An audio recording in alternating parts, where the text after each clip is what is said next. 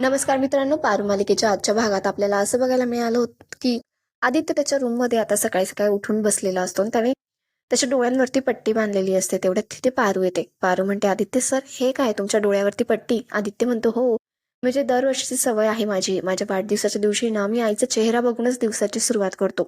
पण आज मी सकाळी लवकर उठलो आणि आई पण आली नाही इकडे, त्यामुळे मी डोळ्यावरती पट्टी बांधली आहे. जोपर्यंत तिचा चेहरा बघत नाही माझ्या दिवसाची सुरुवात होणार नाही. म्हणजे कसा माझा वाढदिवस एकदम छान जातो आणि पूर्ण वर्ष मला खूप छान जातं. आता पारू म्हणते, ठीक आहे. आदित्य म्हणतो, मला घेऊन चल ना आईकडे. त्यावर आदित्य असं बोलतं. मग पारू म्हणते, नाही नाही, मी देवी यांनाच इकडे बोलवून आणते. आदित्य म्हणतो, तू तुझ्या देवी यांना देवी मानतेस ना? पारू म्हणते, हो, माझ्यासाठी देवीच आहे त्या. आदित्य म्हणतो, मग भक्ताकडे देवाने यायचं असतं की भक्तानेच देवाकडे जायचं असतं? पारू म्हणते, बरोबर आहे तुमचं, भक्तानेच देवाकडे जायचं असतं. मी तुम्हाला घेऊन जाते देवी आईंकडे. पारू आता मनातल्या मनात आदित्य करत असते आणि म्हणत असते, आज माझ्या नवऱ्याचा वाढदिवस आहे. त्यांचा वाढदिवस खूप छान जाऊ दे. त्यांचं खूप त्यांच्याने माझी साथ कधीच सुटू नको देऊ दे, असं ती मनातल्या मनात विश करत असते. आणि खाली वाकून आदित्यच्या पायाला हात लावते आणि नमस्कार करते. आदित्य म्हणतो, पारू, तू काय केलंस आत्ता? पाया पडली माझ्या? तर पारू म्हणते, हो. आदित्य म्हणतो, काय? पारू म्हणते, नाही नाही हो, तुमची दृष्ट काढली, आज वाढदिवस आहे ना तुमचा. आदित्य म्हणतो, हे काय, माझी दृष्ट काढलीस? माझं गिफ्ट कुठे आहे? मला विश करणारच की नाही? पारू म्हणते, हो, ते राहीलच की, पण माझ्याकडे आता काहीच नाही तुम्हाला द्यायला. आदित्य म्हणतो, अगो तू ते जास्वंदीचं फुल देतेस ना, ते दे. पारू म्हणते, तुम्हाला विश करायचं होतं ना, म्हणून मी लवकर तुमच्याकडे आले आणि माझ्या लक्षातच राहिलं नाही. आता आदित्य म्हणतो, जाऊ दे. आणि तो तिच्या हाताला हात लावतो, पण त्याला काहीच मिळत नसतं गिफ्ट म्हणून, असं त्याला काही सापडतच नसतं. तो तिच्या कानातल्या हात लावतो आणि म्हणतो, कानातले नाही, पण हे गिफ्ट मी नाही घेऊ शकत. नंतर तिच्या गळ्यातल्या चैनीला तो हात लावतो आणि म्हणतो, पारू, मला ही चैन हवी आहे. आता पारू म्हणते, नाही नाही सर, त्याला कळतच नसतं की हे मंगळसूत्र असतं आणि पारू ते काढूच देत नसते.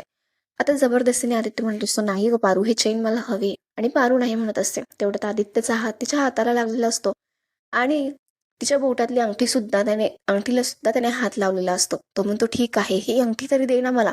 आणि तो अंगठी जबरदस्तीने काढून घेतो आणि म्हणतो, ही अंगठी ना आता माझ्याकडेच राहील. आणि त्याच्या बोटात तो ती अंगठी घालतो आणि म्हणतो की, ही अंगठी ना मी आयुष्यभर माझ्या जवळ ठेवेल, आयुष्यभर जपणार आहे.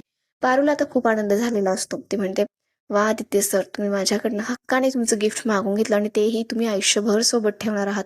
तिला आता खूप आनंद झालेला असतो. आपल्या नवऱ्याला आपल्याकडून काहीतरी गिफ्ट मिळालं आणि त्याच्या वाढदिवसाच्या दिवशी, म्हणून तिचे आनंद अश्रू वाहत असतात. पारू आता आदित्यला विश करते आणि आता आदित्य पुढे जाणार तेवढ्यात तो खाली पडतो आणि पारू त्याला सावरते. आदित्य म्हणतो, मी पडलोच असतो. पारू म्हणते, नाही नाही, मी कशी पडू देईल तुम्हाला, मी आयुष्यभर तुमच्या सोबत राहील. आणि आता पारू आणि आदित्य देव्यांकडे म्हणजेच अहिल्यादेवींकडे येत असतात. पारू आदित्यला घेऊन येत असते आणि त्याच्या हातामध्ये तिचा हात असतो. अहिल्यादेवींना हे फारसं आवडलेलं नसतं. आता आदित्य म्हणतो, आई कुठे आहेस तू? अहिल्यादेवी म्हणतात, मी विसरलीच होते, तू दरवर्षी माझा चेहरा बघून सुरुवात करतोस ना? आदित्य म्हणतो, हो. आता आरसा कुठे, सांग बरं मला. आणि आरशासमोर ते दोघ जण येऊन उभे राहतात. पारू सुद्धा तिथे असते. आणि आता आदित्य आपल्या डोळ्यावरची पट्टी काढतो आणि अहिल्यादेवींचा चेहरा बघतो आणि तिचा चेहरा बघूनच दिवसाची सुरुवात तो करत असतो. अहिल्यादेवी म्हणतात, आदित्य, या वर्षीचं ठीक आहे, पण पुढच्या वर्षी तुझ्या बायकोचा चेहरा तुला बघायचा आहे आणि सुरुवात तशीच करायची. त्यावर आदित्य म्हणतो, नाही नाही आई, हे कधीच शक्य नाहीये, माझ्या आईची जागा कोणीच घेऊ शकत नाही. अहिल्या म्हणते, अरे बाळा, वेळेनुसार आपल्याला बदलावं लागतं. बदल हाच आपल्या जीवनाचा नियम आहे आणि तसं आपण केलंच पाहिजे. त्यावर आदित्य म्हणतो, तरीही आई, मी तुझा चेहरा न बघता कशी माझी दिवसाची आणि वाढदिवसाची सुरुवात करणार ना? आता अहिल्यादेवी म्हणतात, ठीक आहे, जाऊ दे, थांब, मी तुझ्यासाठी स्पेशल कपडे आणले आहेत, ते घाल आणि मग खाली जा. आदित्य म्हणतो, हो, नेहमीप्रमाणे ठीक आहे, पण आई, तुम्हाला काय सरप्राईज देणार होतीस का? अहिल्यादेवी म्हणतात, तुझ्यासाठी स्पेशल आहे ते, आणि लवकरच तुला कळेल. चल, कपडे घे, तयार हो आणि खाली ये. आणि सगळेजण खाली निघून जातात. आदित्य आता कपडे घालून खाली येत असतो. तोच सगळेजण हॉलमध्ये जमलेले असतात. आणि आता प्रिया म्हणत असते, आज किती पॉझिटिव्ह फ्रेश असं वाटतंय ना? खरं तर आदित्य सरांचा बर्थडे आहे आणि ती अनुष्का सुद्धा घरी येणार आहे, म्हणून खूप छान वाटतंय. दामिनी म्हणते, पण मला नाही वाटत ती येईल घरी. अहिल्यादेवी म्हणतात, दामिनी, काहीही बोलू नकोस, माझी पूर्ण खात्री आहे, अनुष्का आपल्या घरी आज नक्की येणार. या घरची सून, माझ्या आदित्याची बायको, या घरातली मोठी सून आज घरी येणार. ती सावित्रीला बोलून घेते आणि सावित्रीला सांगते की, सावित्री, आज ना दाराच्या बाहेर फुलांचा सडा घातलेला मला बघायचा आहे आणि त्यावरून या घराची सून आली पाहिजे. आणि सगळ्यांना सांग, गार्डला सांगून ठेव की त्या दरवाजाने कोणालाही सोडायचं नाहीये, बाजूच्या दरवाजाने सगळ्यांनी आतमध्ये यायचं आहे. आता दामिनी म्हणते की चला, म्हणजे इथून कोणी दुसरं आलं तर वहिनी खूप भडकणार आणि तिला आता पारूला तिथून पाठवायचं असतं जेणेकरून पारूला ओरडा मिळेल. दामिनी आता पारूकडे येत असते, पारूला शोधत असते आणि म्हणत असते, काय गं पारू, कुठे आहेस तू? काम चुकार. पारू तिच्या घराजवळ बसलेली असते. दामिनी तिला म्हणत असते, तुला माहिती आहे का, आज किर्लोस्करांची मोठी सून येणार आहे. वहिनींनी सावित्रीला सांगितलंय फुलांचा सडा घालायला, त्यामुळे फुलं गोळा करून आण जा. तिच्या अंगावरती फुलांची उधळण करायची. पारू आता फुलं शोधण्यासाठी आणि गोळा करण्यासाठी निघून गेलेली असते आणि ती मनातल्या मनात विचार करत असते. अहिल्यादेवीने तिला विचारलेलं असतं की आदित्यसाठी अनुष्का कशी मुलगी आहे आणि त्याला छान सूट होईल ना ती, असं ते अहिल्यादेवी म्हणालेले असतात. आणि त्यामुळे पारू आता खूप अपसेट असते. ती फुलं वगैरे घेऊन आलेली असते आणि ती घरात जाणार तोच प्रिया तिला थांबवते आणि म्हणते, प्रिया, पारू काय करतेस तू? अगं, अहिल्या मॅडमांनी तिकडून कोणालाच जायला सांगितलेलं नाहीये, तिकडून अनुष्का जाणार आहे फक्त, आणि तिच्यावरती फुलांची उधळण करायची तुला माहिती ना. ती पारूला ओढून बाहेर घेऊन येते. तिकडनं तेवढ्यात अनुष्का आलेली असते. ती खूप छान दिसत असते आणि तिच्या चेहऱ्यावरच दिसत असतं तिचा कॉन्फिडन्स खूप हाय लेवलचा असतो. आता पारू तिच्या अंगावरती फुलांची उधळण करत असते. प्रिया अनुष्काला घेऊन आतमध्ये येत असते आणि तिच्या बाजूने पारू सुद्धा येत असते आणि सगळेजण अनुष्काला बघून खूप खुश झालेले असतात.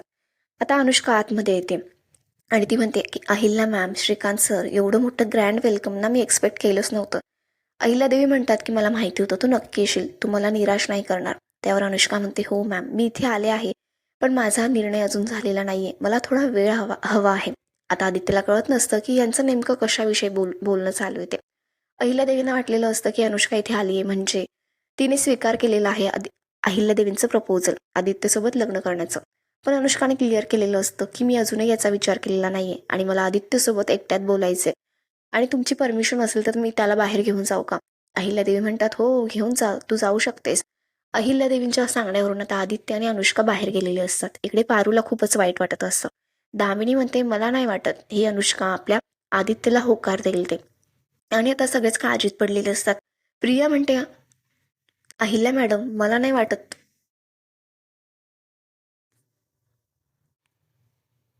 प्रिया म्हणते, अहिल्या मॅम, ही अनुष्का काहीच का बोलली नाही आणि असं बोलता ती आदित्यला बाहेर घेऊन गेली. तिने काहीच का सांगितलं नाही. त्यावर अहिल्यादेवी म्हणतात, तिला तिचा वेळ घेऊ दे, माझी खात्री आहे की ती आपल्या आदित्यला नाही म्हणणार नाही.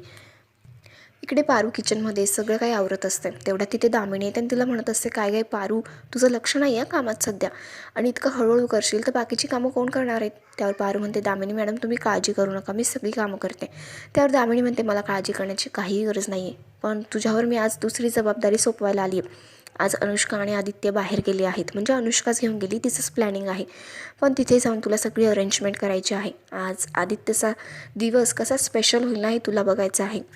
तिथलं डेकोरेशन, जेवण वगैरे सगळं तुला अरेंज करायचं आहे. आणि हो, तुला आदित्यच्या आवडीनिवडी पण माहिती आहे ना, त्याला काय खायला आवडतं, काय बघायला आवडतं, कोणते लाईट्स आवडतात आणि कशा प्रकारचं डेकोरेशन आवडतं. तर मग ही जबाबदारी तुझ्यावर आहे. आणि हो, तुझ्यासोबत त्या सावित्रीला पण घेऊन जा.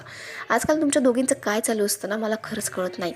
आणि आता तुझ्यावर मी एवढी मोठी जबाबदारी सोपवते, तर मग आदित्यचा दिवस कसा स्पेशल करायचा ना हे तुझ्यावर असणार आहे. आणि असं सांगून ती निघून गेलेली असते. पारू इकडे विचार करत असते आणि तिला परत एक संधी मिळालेली असते आपल्या नवऱ्याचा दिवस स्पेशल करण्याची. आणि आपला आजचा हा भाग इथेच संपतो.